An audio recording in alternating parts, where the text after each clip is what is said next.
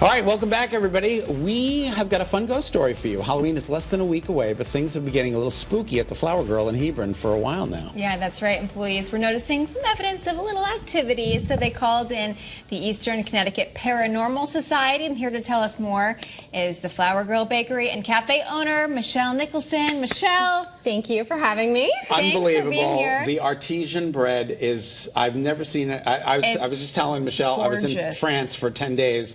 I didn't see anything as nice as this. Thank you. Yeah, we definitely take a lot of pride in our sourdough bread. And you should, because I have goosebumps. It's that beautiful. Oh, thank you. Tell us how you got into baking. So it's so funny. I actually really wanted to learn how to bake sourdough bread. I'd never made it before, and as I started baking it, I ended up with a lot of samples, right, from ones that I had tried. Sure. And I started giving it away. And eventually my friends who were getting the freebies wanted to buy it, so I started selling it. What were you before that? Were you... I just did marketing. And I have three little kids, so I was three home with kids? them. Yeah. Oh my gosh. So I was home with them, and it just sort of spiraled. Now we have a bakery, we have a cafe. We actually just broke ground in a new building. Oh, isn't that fantastic? Yeah, that's Good right. for you. Oh, we're so excited. We'll have to talk about that in a minute. But you have, in your original building, it's built in the 1800s? It is. It's built in the 1800s. I'm going to start this here. So it was built in the 1800s, and it came with some friends. Yes. Yeah. I love that. But they are friendly, right? So they you've are. got a little paranormal activity taking place. The ghosts that we have in the bakery seem to be very happy with us and everything that's going on around us. They are very tricky.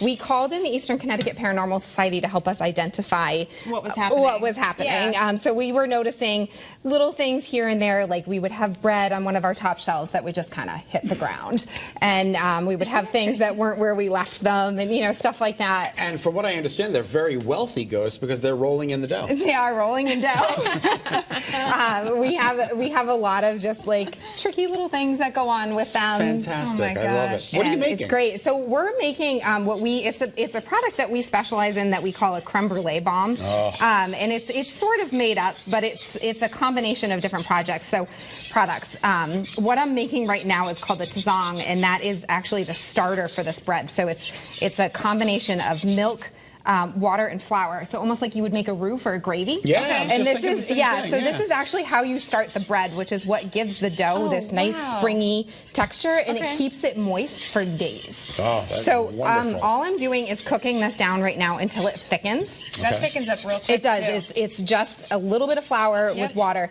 You could use this same combination to then thicken a soup or a gravy. We're just going to use it to make the dough. So we cook that down until it gets thick, and then we add it straight in to the base of a mixing bowl. Okay. And then this is hot, so we're going to put cold milk directly on top of it. Okay. And that helps make it so that it doesn't overcook the yeast. Using. I am using whole milk. Okay, that's good. Love whole milk. So then our dry mixture, which is going to be flour, yeast, sugar, salt, and then we also use a dry milk. So that enhances that milk flavor. So you have a non-dairy dry milk that goes in there, and that's the base for the dough. So we're going to put that in here. I noticed you're using the Captain Hook feature. I am using the hook feature. We want that gluten development. I don't know how to make this go down. Oh, there it goes. We want that gluten development in the dough so that it's stretchy and chewy. So we always use the hook feature to pull the bread. I thought it was just for Halloween. It's not. Oh, sorry. You've noticed. So as this starts to mix together, we're going to go ahead and add some melted butter to it, and then also our eggs. Okay.